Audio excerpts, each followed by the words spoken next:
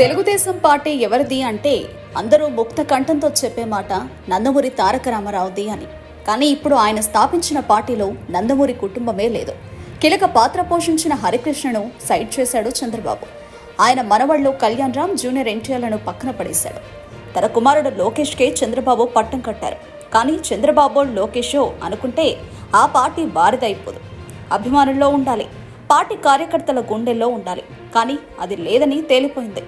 Junior ఎన్టీఆర్నే భావి తెలుగుదేశం అధ్యక్షులుగా, కాబోయే సీఎంగా తెలుగుదేశం పార్టీ శ్రేణులు, అభిమానులు కొనియాడుతున్న పరిస్థితి తాజాగా కళ్లకు కట్టింది. తెలుగుదేశం పార్టీ వ్యవస్థాపకుడు, నటుడు నందమూరి తారక రామారావు 101వ జయంతి సందర్భంగా ఆయనకు కళ్యాణ్ రామ్, జూనియర్ ఎన్టీఆర్లు హైదరాబాద్లోని ఎన్టీఆర్ ఘాట్ వద్ద నివాళులర్పించారు. ఈ సందర్భంగా అక్కడున్న వారంతా తారక్ని చూసి ఎన్టీఆర్ సీఎం, ఎన్టీఆర్ సీఎం అంటూ పెద్ద ఎత్తున నినాదాలు చేశారు. అభిమానులు నినాదాలు చేస్తున్నప్పటికీ జూనియర్ ఎన్టీఆర్, కళ్యాణ్ రామ్ స్పందించలేదు. నివాళుల అనంతరం మీడియాతో మాట్లాడకుండా అక్కడి నుండి వెళ్లిపోయారు. జూనియర్ ఎన్టీఆర్ తర్వాత బాలకృష్ణ, ఆయన సోదరి, AP BJP chief Daggubati Purandeswari, ఇతర కుటుంబ సభ్యులు ఎన్టీఆర్ ఘాట్ వద్దకు చేరుకుని నివాళులర్పించారు.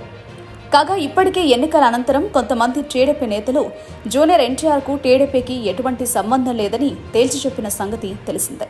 పనిలో పనిగా భవిష్యత్తులో టీడీపీ బాధ్యతలు నారా లోకేష్కు అప్పగించాలని డిమాండ్ చేసిన విషయం తెలిసిందే. టీడీపీలోని ఒక వర్గం మాత్రం చంద్రబాబు తర్వాత టీడీపీ బాధ్యతలు జూనియర్ ఎన్టీఆర్కు అప్పగిస్తేనే పార్టీ బతుకుతుందని భావిస్తున్నారు.